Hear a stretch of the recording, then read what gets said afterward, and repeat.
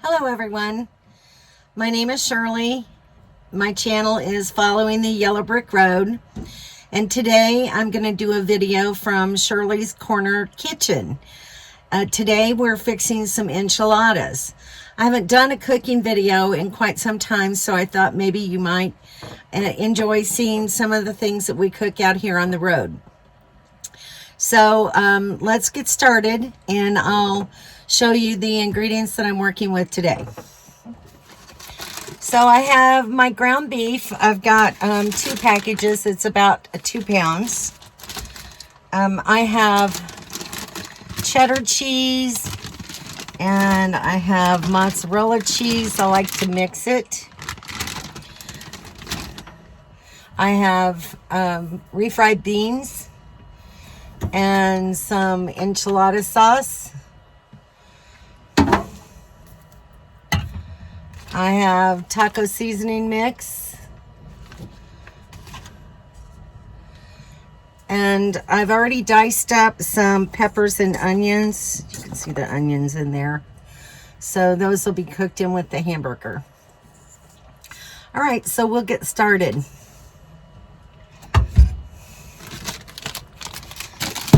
First thing I'm going to do is put my cheeses back in the fridge until I'm ready for them.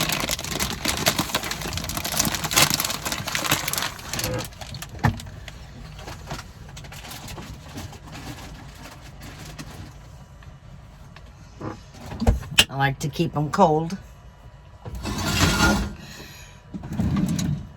I'm using a big cast iron skillet today. This is what I'll be cooking the hamburger and everything in. And then when I get ready to put the enchiladas together, I'll put my sauce in this Teflon pan.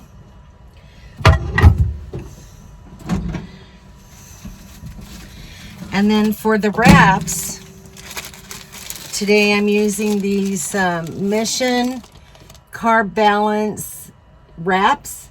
They're 4 grams of carbs each. So it's a little bit less carb than what a normal wrap would be.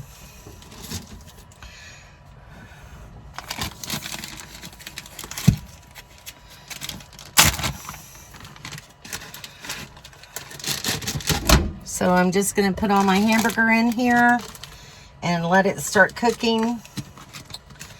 And when I do something a little bit more exciting, I think you've all seen hamburger cook, I'll get back with you.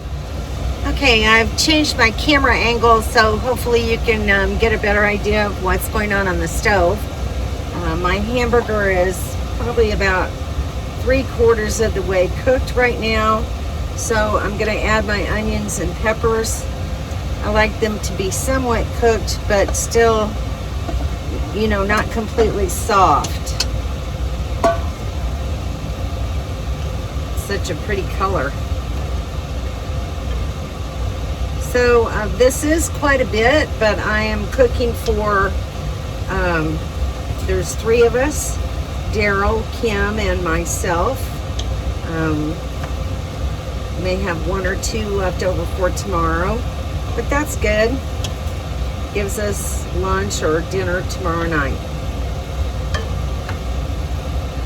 Mix less dishes that way. When you're in an RV, you don't like to have dishes any more often than necessary.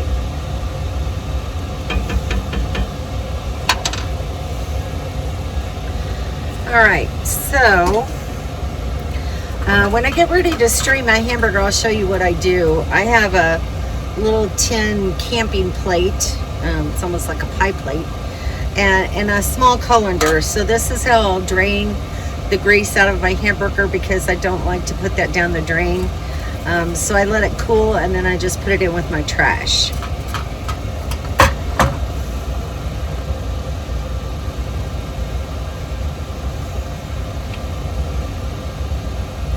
Now these onions and peppers will cook somewhat, and then this will also be baked in the oven for about 30 minutes. So they'll be cooked just a little bit more. So I don't like to get them too done at the present time. I like having that little bit of crunch.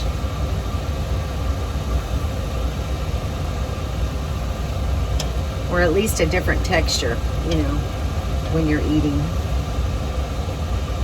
All right, so we'll let them cook another maybe 3 to 5 minutes, and they should be ready to go. Okay, my onions are starting to get translucent, and so I am going to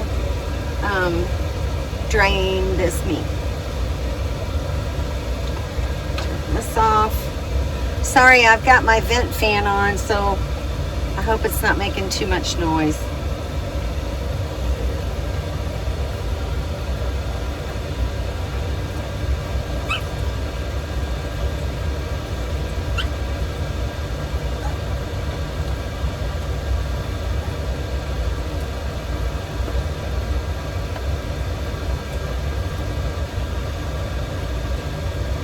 A small colander, so it doesn't always go where it's supposed to. But the counter's clean, so we'll just pick it up and put it back in the pan.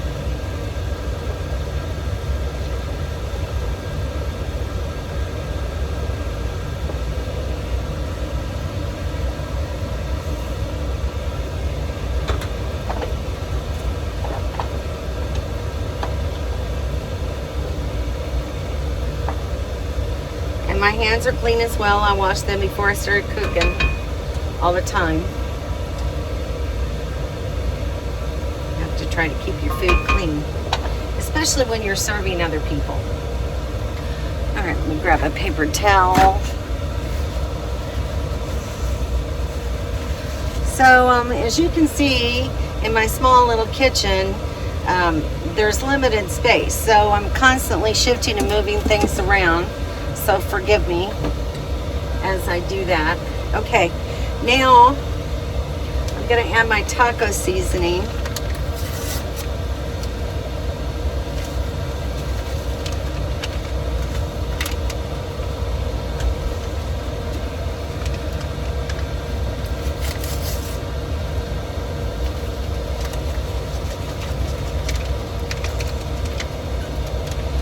This is mild taco seasoning. Everything that I use is mild. I don't like things really spicy.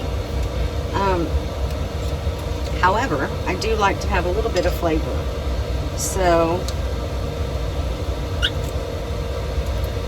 I'm going to be adding just a dash of cayenne, and this is a new bottle, sorry.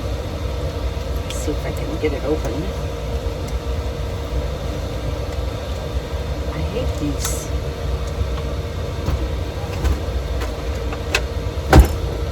Oh, wrong thing. All right. Let's do this.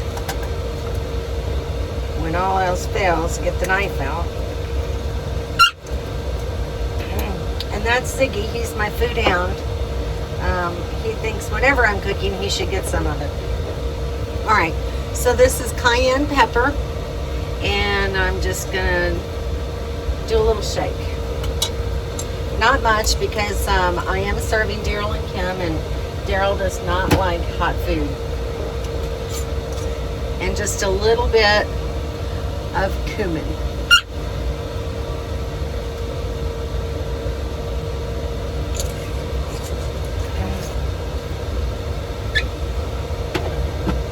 Alright, so we won't tell Daryl, right? Alright, so this seasoning mix calls for a 3/4 of a cup per package, and I have 2 packages. So that's 1.5 cups of water.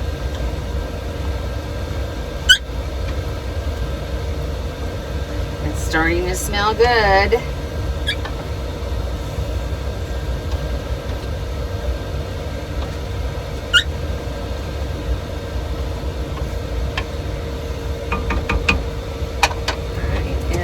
Turn the burner back on.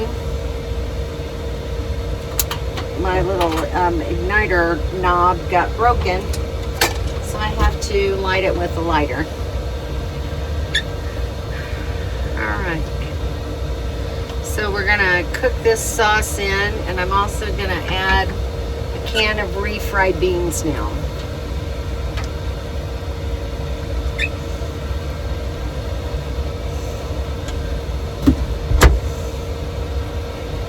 my trash can is conveniently right under my sink. So there's a lot to be said in a positive fashion for a little corner kitchen like this.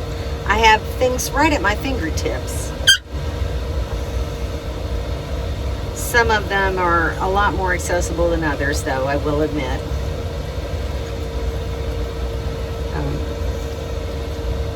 Down underneath this corner back here is a cabinet where all of my really large pans, like I have a soup, a stock pot back there, and my Instapot, and a big Dutch 6-quart Dutch oven dish that I keep back there in the corner, which is nice because I can still have my bigger pots, but yet they're out of the way. So I thought about adding 2 cans of beans to this, but I think one is going to be plenty.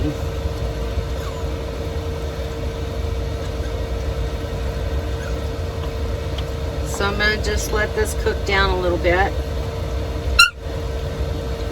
Let the sauce thicken up. And then we'll be ready to start rolling the enchiladas. That's a fun process. And then when they're all put together, I'm gonna take the pan over, and Kim is gonna bake it in her, she has a regular RV oven, whereas I just have a very small convection oven, so it's a combination microwave convection oven. And it has a turntable in it, so I'm limited to the pans that I can put in there, the sizes that I can use. So Kim can get a regular, I'm using just a regular 9x13 cake pan to put the enchiladas in, and that way she can bake it in her oven. So as soon as this thickens up, we'll get going.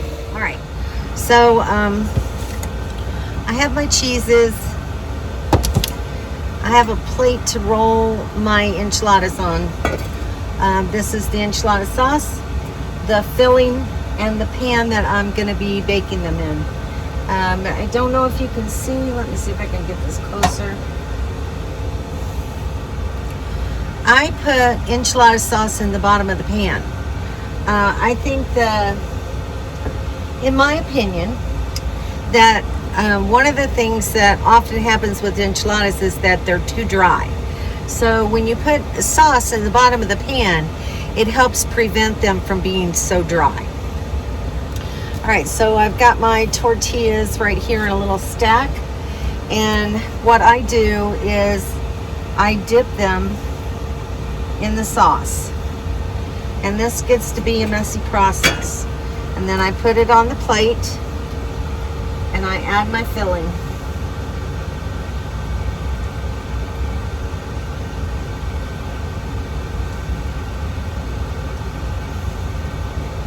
And then I add my cheeses.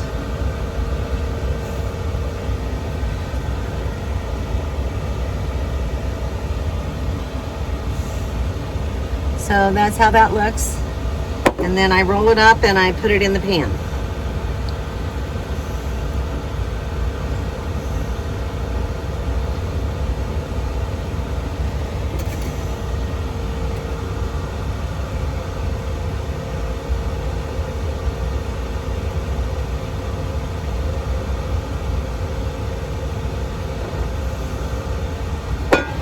And we start all over again. So dip your tortilla. This really helps prevent them from being dry. I had an aunt, she's long since deceased, who lived in California and was married to a Mexican man, and she's the one that taught me how to make enchiladas like this. So it's worked out very well for me over the years. All right, so there we go. That's how we do them. And I'm just gonna keep this up until I fill the pan. And Then I'll put cheese on top, and they'll be ready to bake.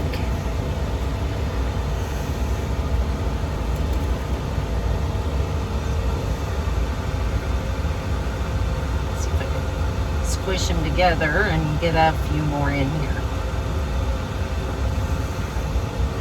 All right, I will show you the pan when I get all done. All right, here's the finished product. I'm gonna cover it with some tin foil and take it over to Kim and let her bake this up. And once it's done, I'll give you a view of the finished product. Okay, I hope you've enjoyed this recipe. Okay, so here is the finished product. Thank you, Kim, for letting us use your oven.